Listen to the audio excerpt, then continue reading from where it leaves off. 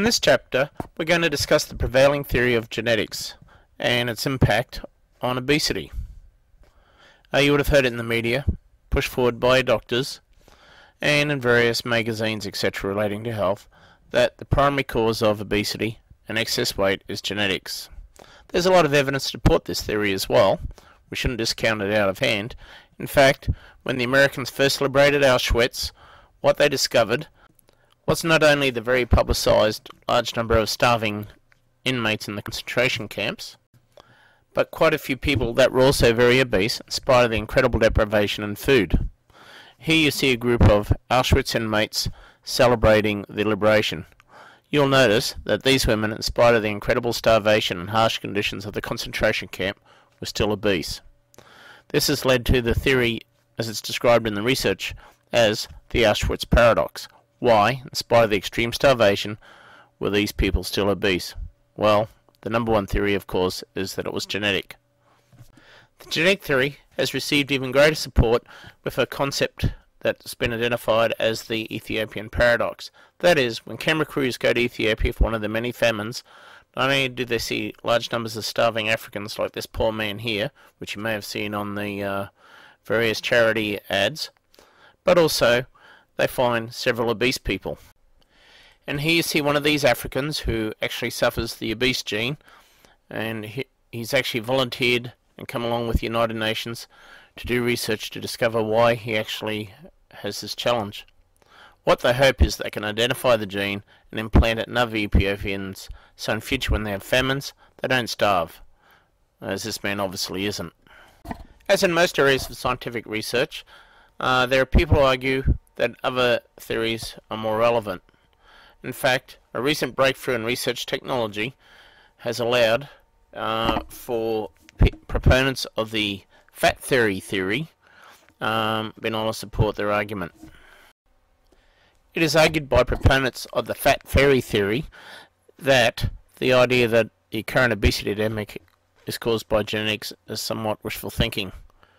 They argue that why, if in 1983 was the average percent body fat of an Australian woman, for example, 22%, and then by 2003, 36%, and why today are 8 out of 10 men considered overweight or obese, and why has the male obesity rate in the Australian school system doubled in just 5 years.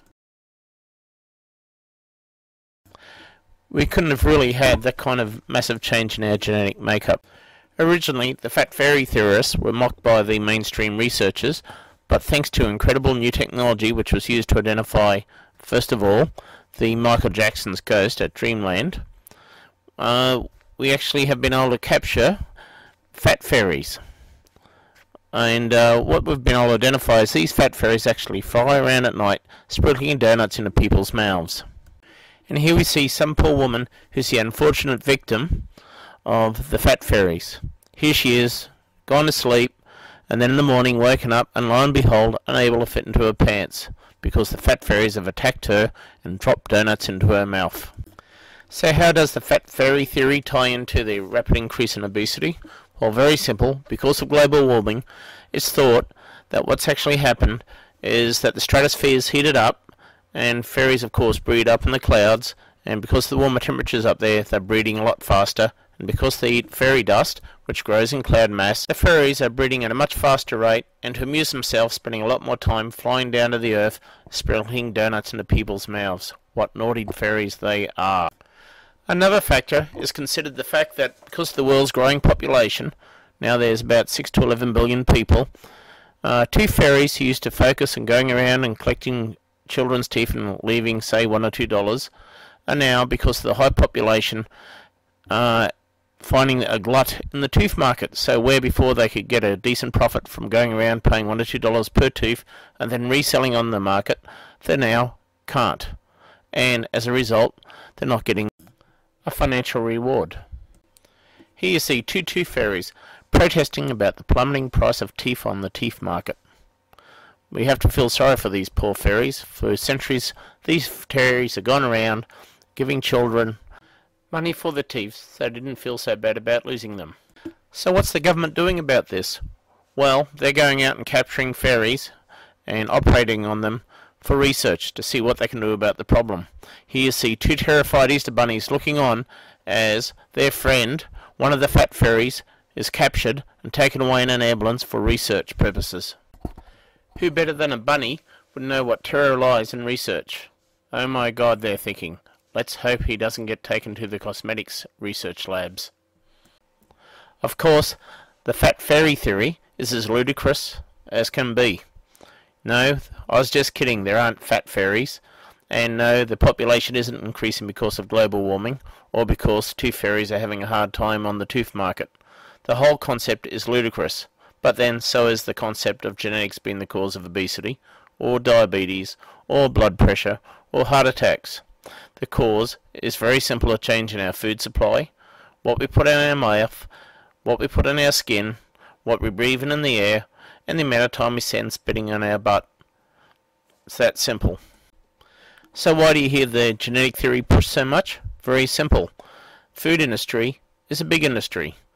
They provide advertising dollars to the media, and the media in return scratch their back. The food industry wants you fat. That fat on your butt, that fat on your stomach, the fat that's causing the health problems and the cancer, is actually their accumulated profit. And as a result, if you read a health magazine, more often than not you'll read lies, distortions of the truth, etc. That's designed to confuse you and encourage you to eat their products. The fact is, what makes you overweight is what you put in your mouth and the time spent on your butt. Simple formula, but you've been deceived, and I'll show you how in the next chapter. The food industry does lots of little tricks to make sure you overeat and become fat, because, like I said, extra fat on your butt is extra profit for them. And if you believe it's genetic, then you feel you don't have control, and then keep eating their product. Stay tuned, and I'll show you exactly some of the naughty tricks they do. Naughty, naughty food industry.